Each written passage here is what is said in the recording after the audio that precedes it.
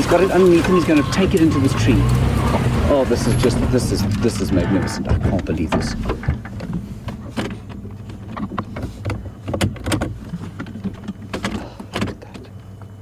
Okay, I don't know if you can see everybody, but the kill is just underneath his belly there. And all we heard was which is the death call of a duiker. Hey?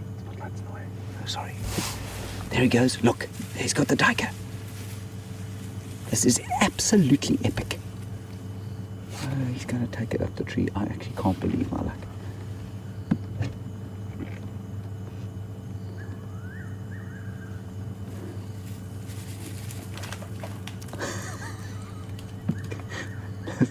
This is mind-boggling.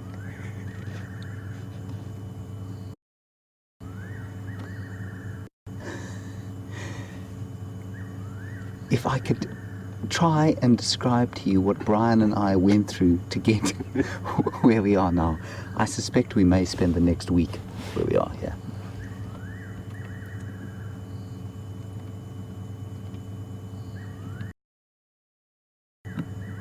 This is just incredible. There's the back end of the duiker, recently deceased.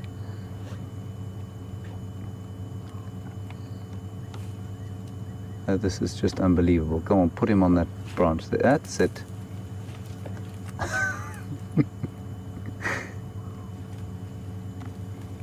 An owl just flew out of the tree. Look at the unbelievable strength, incredible agility.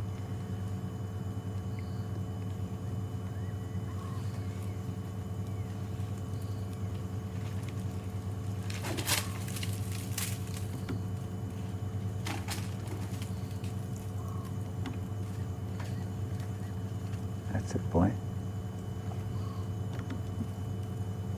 Now, everybody, as wonderful as this is, there is no ways that we can try and reposition. Well, we might be able to get next to the tree, I suppose, but we certainly can't go around the other side of it. Phew!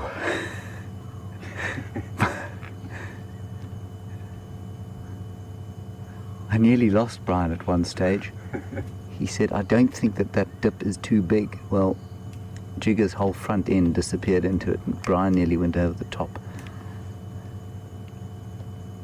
This is just unbelievable.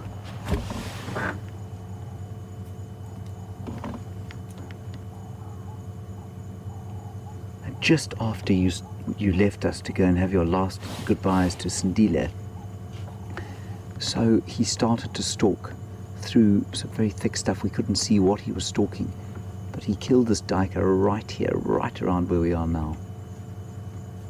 And before we move, I just want to see what he's going to do.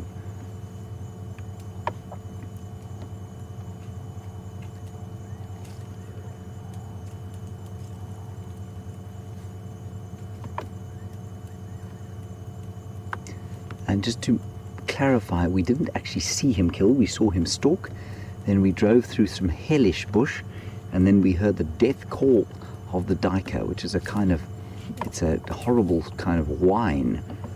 And then we drove through here, nearly lost Brian, and we found him lying under a tree when you joined us again. Just as you joined us again, we found him. And then you watched him take this hapless young antelope into a tree, where he will be diminished slowly over the next day or so, I suspect.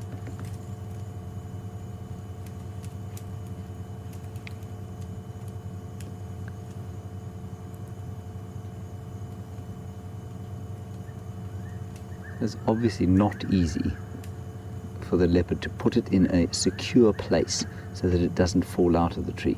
Now, that movement you can see in the duiker is not the duiker alive.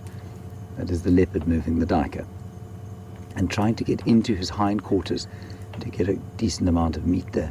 Okay, Brian, I think we're going to try and just drive a little bit along here. If Jiga is still actually going, I'm not convinced that she is. Let's see.